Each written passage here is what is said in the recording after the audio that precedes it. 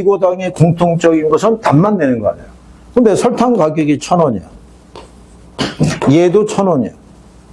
그러면 소비자는 자기가 선호하는 기호품을 선택하면 되는데 어느 날 설탕 가격이 1,500원으로 인상이 됐어. 근데 얘는 그대로잖아. 그러면 상대적으로 얘가 가격이 하락한 결과를 초래하잖아. 그럼 같은 단만 내는 거면 소비자들은 설탕을 소비해 줄이고 뭐를? 얘 소비를 늘릴 거 아니야. 그러면 설탕 가격이 상승하게 되면 설탕에 대한 수요량은 어떻게 돼요? 감소하잖아요. 대신 올리고당의 수요는 어떻게 돼요? 이 수요가 증가하니까 이 가격은 상승해요. 근데 가만히 보면 대체제는 소비의 움직임이 반대요. 하나가 줄면 대신에 다른 곳의 소비가 늘어나는 거야. 하나가 늘어나면 다른 곳의 소비가 줄어드는 거야. 왜? 대체하니까. 무슨 말인지 알겠어요? 근데 이렇게 설명을 들을 때까지는 알 것도 같아. 얘가 뭐로 바뀌는 순간에, 지문으로 바뀌는 순간에 그다음부터 혼자 여행을 떠나는 거야. 야, 이게 뭐였지? 막 이렇게 되면서. 그러면서 1번을 찍으면 답이 2번이라고 그러고 2번을 찍으면 답이 4번이라고 그러고 난리가 나는 거야. 이게 그 과정을 거쳐야 돼요. 지금은 많이 틀려도 되는 시기예요. 많이. 우리는 그거를 가다듬어서 10월 달에 정답을 찾을 수만 있으면 돼. 어? 지금 다 맞춰놓고 10월 달에 틀리면 어떻게 되는 거야? 그럼 뭐 떨어지는 것이 뭐 방법이 없는 거야. 굳이 할 수 있는 방법이 없잖아. 어? 대체제의 성격을 알겠어? 그러면 여러분들이 자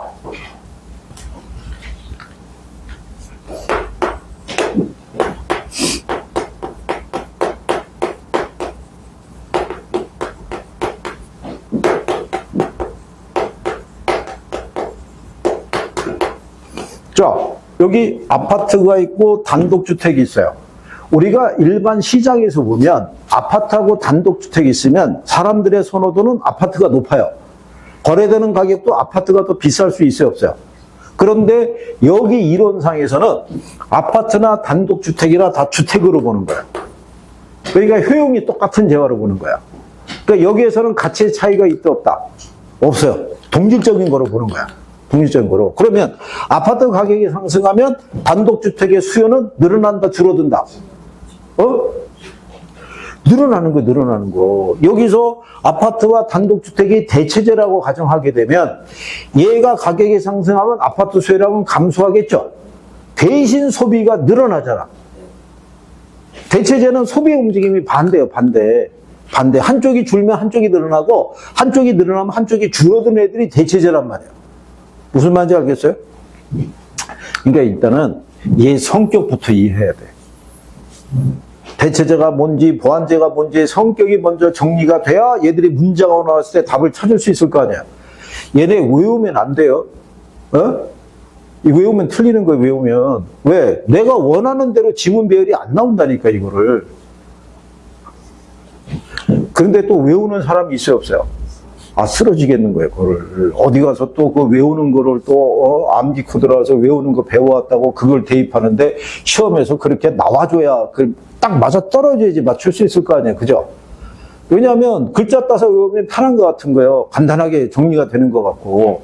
그래서 대부분 학생들이 그거를 선호해요. 근데 그거는, 그렇게 배열이 돼서 문제가 나왔을 때만 맞출 수 있는 거예요. 문장이 바뀌면 못 맞출 거 아니에요. 그거. 내가 그래서 당부를 하는데 인터넷에서 돌아다니는 자료나 이런 걸 너무 신봉하면 안 되는 거예요. 나중에 또 시간이 지나면은 학생들이 인터넷에서 자료 다운받아가지고 또 무지하게 다운받아요, 그거. 다운받아가지고 혼자 죽기 싫으니까 옆 사람에게 또 권하는 거예요. 야, 이거 죽이는 자료가 있는데 너도 필요하지 않니? 그러면 사람들은 자료라 그러면 환장을 해요, 환장을. 저쪽에 가면 중개사도 하고 공무원 시험도 공무원 학원도 하고 무슨 뭐 영양 급식교사 이런 걸 다 하는 학원이 있어요. 그러면 자료가 이제 선생들이 그날에 자료가 나오면 중개사 자료, 공무원 자료, 급식교사 자료가 거기에 이게 판에 이렇게 있을 거 아니에요. 그러면 특히 중개사 학생들 있죠. 보이는 자료는 다 집어와. 이걸 보지도 않아. 공무원 건지 뭐 급식교사 건지 보지도 않고 자료만 있으면 다 수집하는 거야. 그래놓고 중개사 교실에 들어가면 밑에 버려지는 자료가 문제가 많아. 제목을 보면 공무원 급식교사 이런 거. 아니 무슨 중개사 시험에 국사가 왜 필요해? 근데 보지도 않고 집어가는 거야. 자료는 수집하는 데 목적이 있는 게 아니라 활용을 해야 되잖아. 선생님이 매주 자료를 주면 뭐 하라는 거야? 복습하라고 주는 거예요. 복습하라고. 어? 수집만 하면 어떻게 돼? 이거 참 내가 얘기하는 게 여기 왜 동네 가면 다 있다는 점포 있죠? 거기 가면은 이런 파일 있다고 파일 1,000원 주면 파일 사는 거 과목별로 파일 사가지고 거기다 그 과목별 자료를 다 꼽아 놓는 거야. 그래서 나중에 그걸 활용을 해야 된단 말이야. 그거를 선생님이 자료를 때 그냥 주지는 않을 거 아니야. 어? 그리고 미리 얘기하는데 결혼은 중간에 시험 봐요. 모의고사 말고 이 과목만 따로 본다고. 이 과목만. 그래서 5월에서 6월 사이 갈 때 20문제 정도에서 테스트를 해요. 테스트를 하고 답안지를 배포하고 답안지를 제가 회수를 해요. 근데 이름은 안 써도 돼. 이름 쓰라고 그러면 답안지가 회수가 안 돼. 그래서 이름은 안 써도 돼. 안 써도 되는데 윤총각은 거기다 윤총각이라고 써야 돼. 뭔 얘기 알겠어?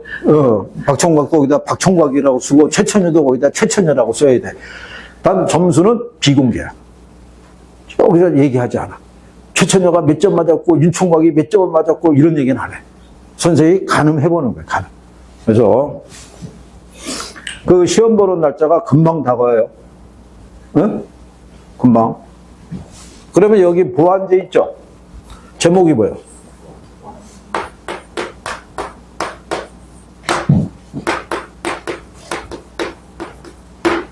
얘는 두 개의 재화가 결합했을 때 효용이 발생되는 애를 우리가 보한제라고 그래요. 보한제. 우리나라 속담하게 되면 바늘과 실의 관계야. 이해하겠어요? 바늘만 가지고는 바느질이 안 되잖아요. 뭐가 있어야 돼요? 실이 있어야 되는 거예요. 이해하겠죠? 골프채만 가지고는 골프라는 우리가 게임을 할 수가 없어. 골프 공이 있어야 되는 거야. 그렇잖아요. 그러니까 두 개가 같이 뭉쳐 다니는 거야. 그러면 예를 들어서 얘가 바늘이면 바늘 가격이 상승하면 바늘 수요량은 어떻게 돼요? 우리가 조금 아까 수요법칙 배웠잖아요. 그러니까 선생님이 여기다가 이렇게 쓰는 거는 수요법칙에 기반해서 항상 이렇게 쓰는 거예요. 반비례니까. 그러면 실에 대한 수요가 어떻게 돼? 감소할 거야. 아니 왜냐면 바늘과 실의 관계잖아. 아니 바늘을 안 사는 사람이 실을 왜 사겠어? 실 갖고 바느질이 돼? 안 되잖아. 그러니까 얘가 상승해서 얘가 줄면 얘도 줄어든다고. 그러니까 보완제는 둘의 소비의 움직임이 같은 거예요. 둘의 소비의 움직임이. 이해하겠어요? 그러니까 얘가 감소하니까 이 가격이 하락한다고. 그래서 대체제는 가격의 움직임은 같지만 소비의 움직임이 반대고, 보완제는 소비의 움직임은 동일하지만 가격의 움직임이 반대예요.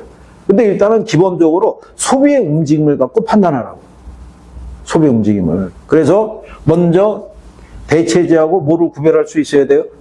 보완제의 성격을 구별할 수 있어야 돼요. 둘의 소비가 반대로 가느냐, 같이 가느냐를 가지고 우리는 재화의 성격을 구별해 볼 수도 있어요, 없어요? 있을 거 아니에요. 응?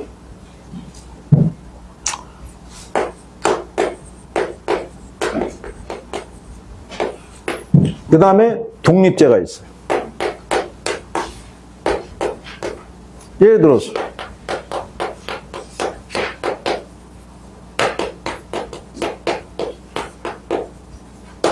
아파트 가격과 바늘 가격이 있으면 서로의 가격과 소비량에 영향을 줘야 안 줘요? 안 주는 애들을 우리가 무슨 제와? 독립제라고 얘기하는 거예요. 독립제. 그래서 기본적으로 여기 관계를 정리하려고 그러면 대체제하고 보완제의 성격을 먼저 구별할 수가 있어야 돼요. 그래야지 그 다음 걸 할 수 있는 거야. 한 번에 내가 다 정리하겠다. 그래서 거기 59페이지에 가면 관련자의 가격 변화 안에 가게 되면 박스 나와 있죠. 그러니까 이 박스를 가지고 정리하겠다 생각하지 말고 대체제하고 보완제의 성격부터 먼저 구별을 하라고. 그러고 난 다음에 돌면서 여기를 들으면은 정리할 수 있는 거예요. 처음부터 이걸 갖고 정리하겠다 그러면 오히려 헷갈릴 수 있는 거예요. 그 다음에 뒷페이지로 넘어가면 인구의 변화. 그죠? 인구가 증가하면 당연히 수요는 증가할 거 아니에요. 인구가 감소하면 수요는 감소할 것이다. 기호에 따라서 달라질 수 있고, 거기 5번에 가게 되면 이게 있는 거예요.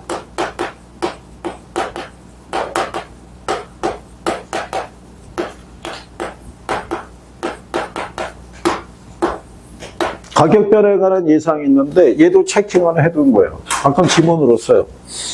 예를 들어서 가격이 상승할 것으로 예상이 되면 수요가 어떻게 된다? 수요가 증가하는 거예요. 이건 수요 이 법칙에서 배웠던 가격이 아닌 거예요. 해당 재화의 가격이 아니라 그 변화에 대한 뭐라는 거예요? 예상인 거예요. 소비자들은 얘가 꼭 필요한 재화인데 앞으로 가격이 올라갈 거라 예상이 되면 더 오르기 전에 소비하는 게 합리적 소비 행위라고 생각하는 거예요. 무슨 말 이해하겠어요? 갑자기 요즘 영화 관람료가 얼마나요? 응? 윤조가 얼마나요? 윤조가 여친이 있다고 그랬나? 없어? 그거 모르겠네. 아니 뭐 여친 있어야지 가서 영화를 보러 갈 거야. 최초 영화 한 편은 얼마야? 몰라? 남친이 영화 보러 가는 소리 한 번? 만약에 15,000원이라고 가정했을 때 얘를 3월부터 5만 원이래. 그럼 갑자기 영화 관람객 숫자가 늘어날 수 있어요, 없어요? 5만 원 되기 전에 한 편이라도 보자. 무슨 얘기인지 알겠어요? 그러니까 소비자들은 가격이 올라갈 거 예상이 되면 더 오르기 전에 소비를 늘리는 행위가 일반적인 거야. 부동산 시장에서는 주로 이래요. 앞으로 부동산 가격이 상승할 것이라고 예상이 되면 오히려 소비가 늘어나는 거야. 더 오르기 전에 사두는 게 유리하다고 보는 거야. 그러면 가격이 하락할 거라 예상이 되면 수요가 어떻게 돼요? 수요가 감소해. 더 떨어진 다음에 소비하는 게 더 합리적이라고 생각하는 거야. 이해하겠어요? 그래서 그 가격 변화에 대한 예상 이렇게 구별을 하면 되겠고, 거기 옆에 가면 금리하고 거기 그 밑에 가게 되면 기회비용의 변화 이런 것 있죠. 그거는 지금은 참고하세요. 기회비용은 그 금리하고 이거는 간단한 게 아닌 거예요. 예를 들어서 금리가 상승하느냐 하락하느냐에 따라서 시장의 전월세 수요가 달라질 수 있어요, 없어요? 기회비용의 차이가 발생한다고. 자, 금리가 올라갈 거라고 예상이 되잖아. 그러면 집주인들은 전세를 선호하겠어요? 월세를 선호하겠어요? 전세를 선호하는 거예요. 그 보증금 받아갖고 은행에 집어넣으면 이자 수익이 커질 테니까. 근데 금리가 떨어지게 되면 전세보다는 월세를 선호한다고. 근데 우리나라도 지금 추세가 뭐냐면 전세에서 월세로 전환하는 과도기적인 입장이라고. 그러니까 우리나라가 이게 금융시장 구조가 발달이 안 돼 있다 보니까 옛날에는 부동산은 대출 금지 품목이었고, 그러니까 집을 사야겠는데 대출은 잘 안 되고, 그래서 기형적으로 생겨난 게 전세제도예요. 그런데 세계적으로 전세제도는 우리나라밖에 없어요. 결국은 우리도 뭐로 바뀌어가야 돼요? 월세로 바뀌어가야 되는 추세인데, 근데 우리나라의 시장 구조상 전세가 갑자기 사라지거나 그러기는 어려울 거고, 과도기적으로 조금씩 변해갈 거란 말이에요. 그 변화도 누가 알고 있어야 돼요? 중개업자가 알고 있어야 돼, 중개업자가. 그래야지 설명을 해줄 거 아니야. 그래야지. 그 집주인들에게 전세가 낮다, 월세가 낮다, 조언도 해줄 수 있을 것이고. 그렇잖아요. 그래서 세를 구하러 온 사람에게도 적절하게 조언을 해줄 수 있어야 되잖아요. 그러니까 여러 부분에서 좀 박식해야 돼요. 그 다음에 거기 10번에 보면 대부비율과 총부채 상환 비율의 변화 있죠. 이게 수요 변화에서 가끔씩 써요. 그 대부비율은 뭐예요? 네? 대부비율이란 이게 론 투 밸류라고 그래서 가치 위에 부채가 있는 거예요. 그러니까 부동산 가치에 대한 융자금의 크기를 백분율로 나타낸 거예요. 이게 백분율이니까 당연히 뒤에 곱하기 100이 있고, 즉 부동산의 가치를 담보로 융자를 받을 수 있는 규모가 결정이 되는 거예요. 그러니까 예를 들어서 얘가 60%면 부동산의 가치가 100일 때 60에 해당하는 만큼의 융자를 받을 수 있는 거야. 즉, 예를 들어서 얘가 10억짜리면 6억까지는 대출받을 수 있는 거야. 근데 이게 70%면 10억짜리 부동산이면 7억까지는 대출받을 수 있다는 거야. 즉, 이 비율이 높아지면 높아질수록 융자를 받을 수 있는 규모가 커지는 거예요. 그러면 부동산 수요가 늘어날 수 있어요, 없어요? 늘어날 수 있는 거예요. 내 돈을 내가 상대적으로 적게만 갖고 있어도 집을 살 수 있으니까. 그러면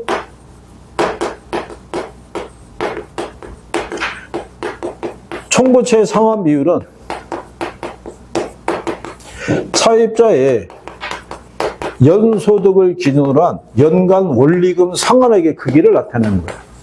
그러니까 얘가 만약에 40%라면, 그러니까 이거는 소득을 기준으로, 소득이 높으면 높을수록 융자를 받을 수 있는 규모가 커지는 거예요.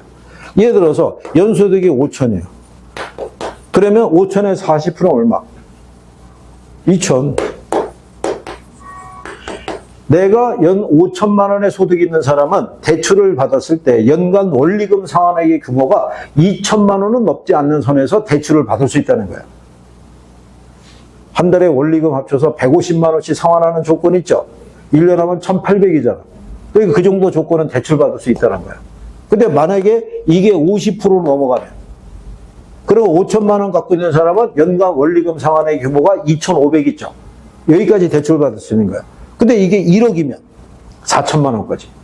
그러니까 소득이 높을수록 대출받을 수 있는 규모가 커지는 거야. 근데 옛날에는 이걸 기준으로 대출했어요. 그러면 직업이 없는 사람도 집담보로 대출받아서 투자하거나 또는 재테크할 수 있어요, 없어요? 그러다 얘가 들어온 거예요. 그럼 이걸 적용하게 되면 뭐가 없으면, 소득이 없으면 대출받기 힘든 거예요. 그래가지고 특히 여자분들, 주부분들이 집 담보로 해서 투자하고 막 했던 분들 있죠. 그분들이 많이 위축이 된 거예요. 저게. 그러니까 이 부동산 이렇게 개발해서 분양하거나 하는 업체들도 저런 걸 다 따져보는 거예요. 여러분들이 왜 아파트 저기 가면은 상가 있어요, 없어요? 상가 있으면 걔네 쪼개서 한다고. 규모가 넓지 않아요. 이게 일정한 면적으로 쪼개는 이유가 뭐겠어요? 7평, 8평으로 쪼개. 비싼 데수록. 그래서 이 분양 이 가격 전체 규모가 10억을 넘지 않는 선에서 안에서 자르는 거예요. 그래야지만 신청이 들어온다니까요. 10억이 넘어가면 뭐래 여기다 투자하겠어. 차라리 집을 사는 게 낫지. 불안한데. 그러니까 자, 그런 내용으로 배운 거예요. 무슨 말인지 알겠어요? 네. 자, 여기까지 일단 했어요. 잠깐 쉬었다가 수의 분류 이어서 해보죠.